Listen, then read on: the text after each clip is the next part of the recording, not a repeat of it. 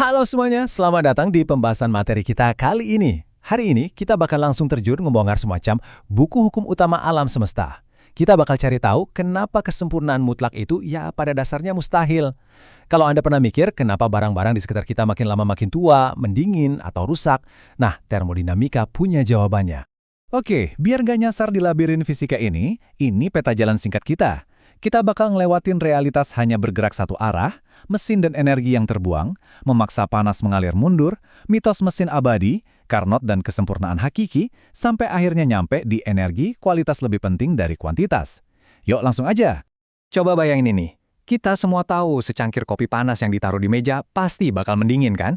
Tapi pernah nggak sih Anda kepikiran, kenapa proses sebaliknya nggak pernah terjadi?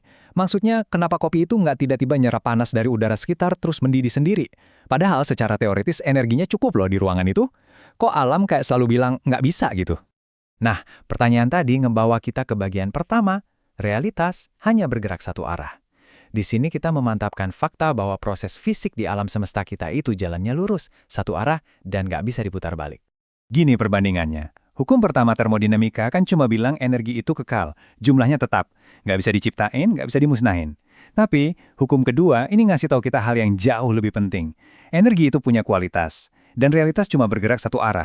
Makanya kopi Anda mendingin, dan panas dari gesekan ban mobil nggak bakal tiba-tiba balik jadi bensin. Sesimpel itu. Lanjut ke bagian 2, mesin dan energi yang terbuang. Kita bakal lihat gimana prinsip tadi jadi pondasi untuk bikin mesin-mesin yang menggerakkan dunia modern kita, kayak mesin kalor. Poin krusialnya begini, tiap mesin kalor, entah itu mesin mobil di garasi Anda atau pembangkit listrik raksasa, butuh komponen-komponen spesifik ini buat jalan. Mereka wajib menyerap panas dari sumber bersuhu tinggi, ngubah sebagian panasnya jadi kerja yang berguna, terus, ini yang penting, membuang sisa panasnya ke tempat bersuhu rendah, kayak atmosfer atau sungai, dan mereka ngelakuin ini berulang-ulang dalam sebuah siklus. Nah, karena sebagian energi tadi benar-benar harus dibuang sebagai limbah panas, efisiensi thermal sebuah mesin kalor tuh nggak bakal pernah nyentuh angka 100%. Nggak akan pernah. Alam semesta itu ibaratnya selalu motong pajak dari setiap proses yang kita lakuin. Dan kita bayar pajaknya pakai panas yang kebuang ini. Keterbatasan mutlak ini dirumuskan secara matematis lewat pernyataan Kelvin Planck. Ini membuktikan kalau Anda itu selalu butuh tempat bersuhu rendah buat ngebuang limbah panas tadi. Anda nggak bisa cuma ngambil panas dari tungku, terus 100% diubah jadi kerja. Mustahil. Itu udah batasan mutlak dari alam buat semua alat termodinamika.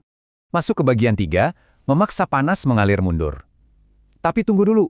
Gimana kalau kita mau ngelawan alam dan maksa panas pindah dari tempat dingin ke tempat yang panas? Buat maksa panas ngalir berlawanan arah alaminya, kita pakai alat kayak kulkas atau pompa kalor. Tapi, alat-alat ini butuh dorongan dari luar. Maksudnya, butuh energi tambahan kayak motor listrik buat ngelakuin kerja berat itu. Sama kayak, misal Anda mau ngalirin air ke atas bukit, Anda butuh pompa kan? Nah, mindahin suhu juga persis kayak gitu. Makanya, rasanya masuk akal banget kalau kita ngukur kinerja alat-alat ini pakai koefisien kinerja atau COP. Karena mereka kerjanya cuma memindahkan panas, bukan menciptakannya. Mereka bisa ngeluarin energi panas yang jauh lebih besar daripada energi listrik yang dimakan. Keren kan? Nilai COP-nya bahkan bisa jauh di atas angka 1 loh. Fakta ini ngarahin kita langsung ke pernyataan Clausius. Intinya gini, kulkas di dapur Anda nggak bakal dingin kalau nggak dicolokin ke listrik. Panas nggak bakal sukarela jalan-jalan dari dalam kulkas yang dingin ke udara dapur yang lebih hangat tanpa ada kerja paksa dari luar. Alam memang nggak bekerja kayak gitu. Lanjut ke bagian 4, mitos mesin abadi. Menariknya ini, walaupun ada aturan kosmik yang super ketat tadi, umat manusia tuh keras kepala banget. Banyak yang masih nyoba buat nyurangi sistem. Saking banyaknya orang yang ngaku-ngaku nemuin mesin abadi, mesin yang katanya bisa gerak terus tanpa butuh energi tambahan, kantor paten Amerika Serikat sampai harus ngeluarin larangan total di tahun 1918. Bayangin aja, mereka udah bener-bener capek ngurusin klaim penipuan energi gratis semacam ini. Contoh favorit saya soal penipuan ini itu kasus J.W. Kelly. Orang ini berhasil nipu investor sampai jutaan dolar pakai mesin ajaib yang katanya bisa narik kereta ribuan mil cuma pakai 1 liter air. Gila kan? Tentu aja pas dia meninggal penyidik nemuin ada motor listrik yang disembunyiin buat muterin mesinnya. Ingat, kalau kedengarannya terlalu muluk-muluk, hampir pasti itu karena dia ngelanggar hukum kedua termodinamika. Kita masuk ke bagian 5, Carnot dan kesempurnaan hakiki. Jadi kalau kesempurnaan sejati itu mustahil, secara teoritis seberapa efisiensi sebuah mesin bisa beroperasi tanpa ngelanggar hukum fisika? Nah, buat nyari tahu batas maksimal ini, para ilmuwan ngebayangin sebuah proses yang benar-benar reversibel atau bisa dibalik sempurna. Proses reversibel ini ibarat termodinamika lagi nyari pasangan hidup yang tanpa celah, benar-benar ideal. Tapi ya, nggak pernah benar-benar eksis di dunia nyata, yang selalu dipenuhi gesekan dan kerugian energi. Diperkenalkan di tahun 1824, siklus Carnot ngelewatin 4 tahapan yang serba ideal ini.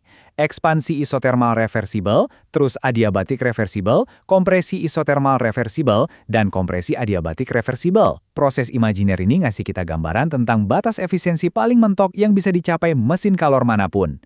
Dan efisiensi ini murni cuma bergantung sama seberapa panas sumbernya dan seberapa dingin tempat pembuangannya. Akhirnya kita nyampe di bagian 6. Energi, kualitas lebih penting dari kuantitas. Ini bagian yang paling bikin merinding dari pembahasan kita, karena kita jadi sadar kalau ternyata nggak semua energi itu derajatnya sama. Coba pakai analogi ini deh. Punya 5 teman yang solid dan bisa diandalkan, itu jauh lebih berharga daripada punya 10 teman yang cuma datang pas lagi senang aja kan? Energi juga gitu.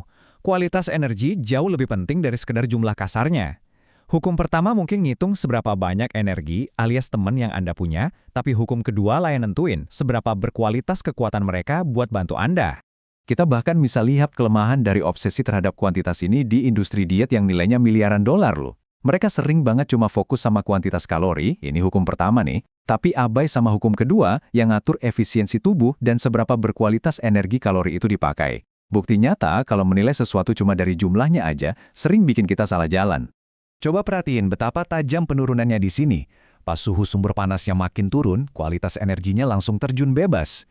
Di suhu 925 Kelvin, Anda masih bisa ngubah sekitar 67% energinya jadi kerja nyata.